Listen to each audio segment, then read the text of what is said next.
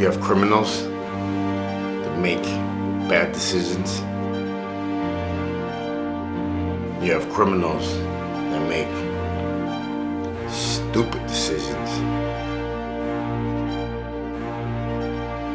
And then you have those criminals that sometimes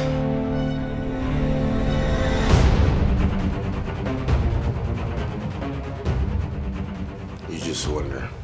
Let's get into this video. So you gotta really love to do this, or else you're gonna hate it. Everybody thinks it's like this Hollywood job where you get to train with all these sexy girls and all this shit. I got a bunch of fucking old dudes that I train with. You know what I mean? So it's like, who wants to work out with me?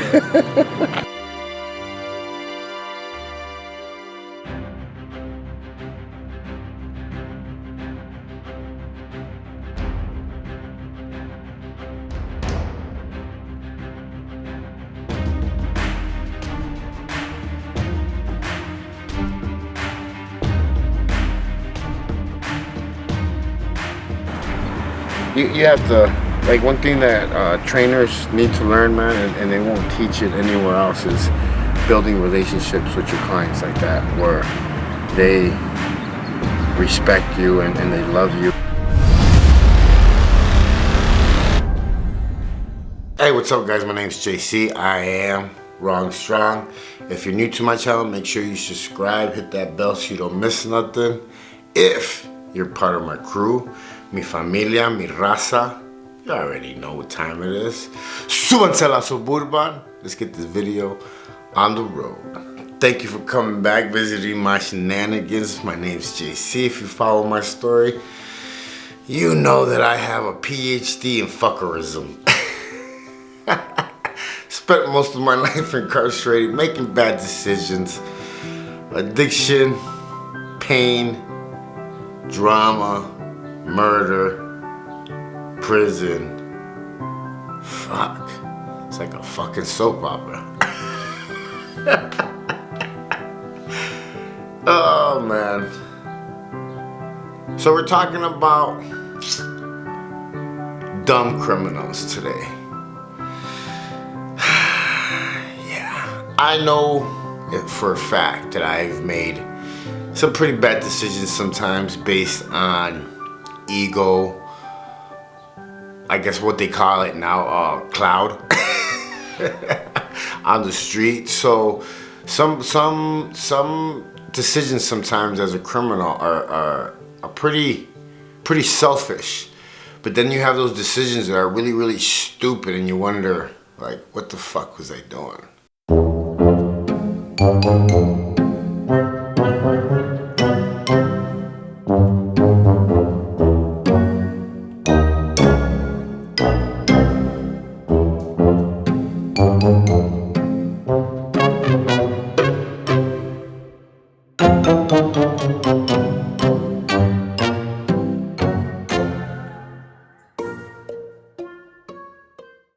In the early 90s, I ended up catching a couple of gun cases that led for me to get sent away for 6 months. I got sent up to Dixon Correctional Facility. It's like a medium prison, co-ed. Back then it was co-ed. You went to school with the girls.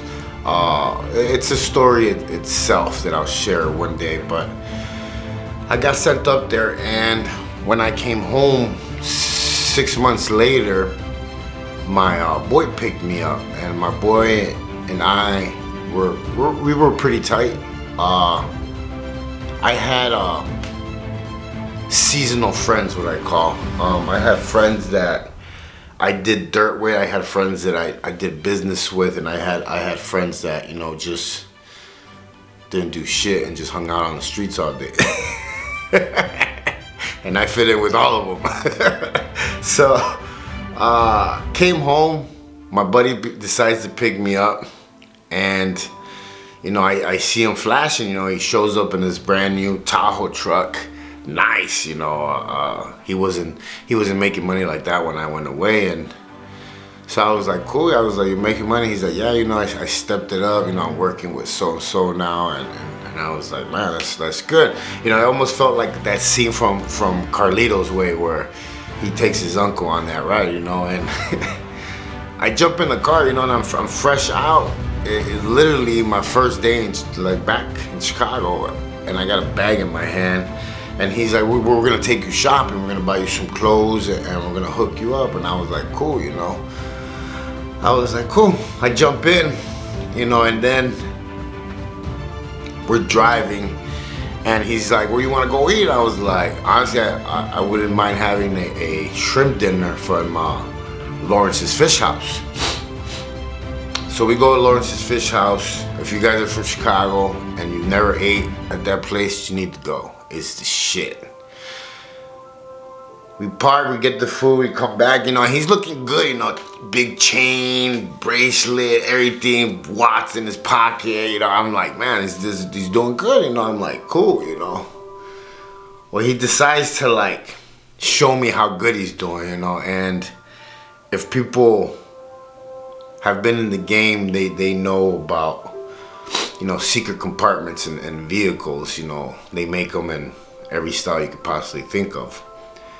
He opens the secret compartment, and my mouth didn't drop because I had to like play it off, but my stomach shrunk so hard into like a knot that like I almost felt like I wanted to throw up.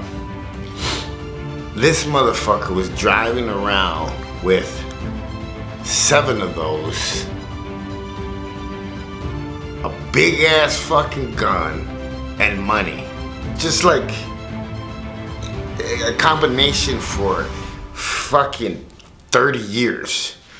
You know what I mean? It was crazy because, you know, he obviously he was trying to show off, and obviously I had to play it off because, you know, it wouldn't have been like gangster for me to say, oh, what are you doing, man? You know, I just got out. So it falls into like what I was saying about that whole like criminal mentality, of sometimes you do something stupid or a mistake, but then it's just something that you're like, what the fuck did I just fucking do? So now I got that in my fucking head. All I have in my head is 30 years, 30 years, 30 years. You just got out. You just got out. 30 years, 30 years. And I'm like, I'm sitting in the truck, and I'm like, fuck, man. I was like, all right, cool. You know, we're on the expressway. As long as we don't go to the neighborhood, we're good. We're going straight to Riverside, buy my clothes, and after that, they could just drop me off at the halfway house, and I'm good. I was like, I'm good. This is nothing. I don't know how the fuck we ended up on 59th Street. But he started cruising down the hood, and then he took Kedzie down, and right when he went to go turn on 61st, the cops pull us over. I'm telling you, man, it's like, sometimes it's just guilty by association, because you put yourself in these positions where, you know, it's just like they say, dime con quien te juntas y te diré quién eres. Like, tell me who you hang around with and I'll tell you who you are. And shit rolls down the fucking hill, you know what I mean? And they pull us over, they start running our names. Oh man, it turned into a fucking nightmare. They pull us out, they searched us.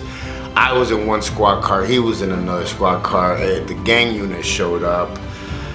I'm trying to like just stay calm. I'm praying to the fucking Virgin Mary. I'm praying to God. I was like, I just got home, like 2 hours ago. Like now I'm gonna be gone forever. So it's like, you know, I just kept on praying and praying and praying, and finally, like, the cop came back and was like, so we found a bullet. They found a little bullet, 9mm bullet, and he's like, if you don't tell us where the gun is at, we're gonna tear that whole truck up.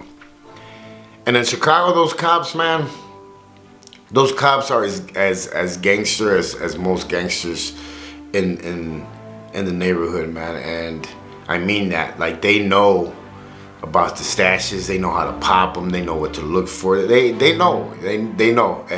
The most dangerous drug dog is the dog on 2 feet, you know, the human. And they started turning that truck up, and he started getting nervous. I could see it in his face, man, and shit was just running through my head like, fuck, you know, I just got fucking out. Finally, they just gave up. They gave up. We sat there for almost 4 hours. They gave up. They tore that truck up. They let us out. They told us to get the fuck out. They told me that I was lucky they didn't violate me. So, you know, I jumped in, and I'm already like, I'm done for the day. We get in the truck. I'm pissed. I'm fucking pissed. You know, he didn't have to stop at the fucking neighborhood. You know what I mean? Like, yeah. So, we get to the corner. I tell him, you know what, dude, I'm good. I'm gonna jump out. I'm gonna walk from here. I gotta go check in at the halfway house after this. And he was like, no. And I was like, no, I'm good, man, for real. So I get off, and I'm like, I start walking, and I'm like, you know, taking it all in, that I'm finally home, you know, the neighborhood. I'm walking, and a fucking carload of Ambrose jumps out on me. Right as I'm trying to get to Holman in 61st. And they start chasing me. I start running for my fucking life because there was 2 carloads. And I'm cutting through gangways, houses, and I get back to my, you know, where my grandma's house is at. And I'm like, this is my first fucking day out. You know? Remember, guys, the saying is very, very true. You know, you live by the gun, you die by the gun. You live by drug addiction, it's most likely that you're gonna die by drug addiction. In order to become somebody different, you actually have to do the work to do something different, to become something different. Because if not, you keep doing the same things over and over again, expecting different results. And that is insanity. Every day that I got out, let me rephrase that, every time I got out, I always manifested in my head what it was that I was gonna do. And those days, most times, was that I was gonna get out, sell drugs, make money, have the nice car, have the nice jewelry, meet the connects, be somebody, do some dirt, be feared, all that bullshit. And yes, it was accomplished really, really fucking quick. You should see how fast you move up the ladder when you want to do piece of shit ass moves. For the first time in my life, this time, I actually said, I'm gonna educate myself, I'm gonna read, even if I move at a slow even if I move at a even if I move at a snail speed, I'm gonna keep doing it. Because most of my life I would get frustrated because I would notice how I would talk, I would notice that I couldn't read that good, and I would throw in the towel, and I would use that victim mentality and just be like, fuck it, I don't need this shit, I don't need to do it, I'm this, I'm that. And it was a coward move to do. You have to be able to step up to be able to create change in you and break that chain so you don't pass that on to your kids. Remember, all this trauma is carried down from parent to parent to parent to parent for those that have been in toxic households and families. I share my story with you guys not to boast about anything, but it's just to give these kids an insight of how lost and how stupid one is when we're making decisions based on wanting to be out. Most kids think that they need to be doing something every day. That is true. Something like a sports activity, reading, school, stuff like that. not running the streets, not carrying guns, not shooting at people, not gang banging, not doing drugs. Life is way too short to waste it like that. Just yesterday, I was 16. I was 16. It was a time where I could have been able to change, and I didn't. Because I chose to play the victim role, and I kept making the same mistakes over and over again. And 30 years later, here I am. Well, I'm here to tell you so you don't do that same shit. Alright? Take it or leave it. My name's JC. I am Wrong Strong. Don't judge nobody. Stay in your lane. Live savage. And remember, you only have one life to live. Live it right.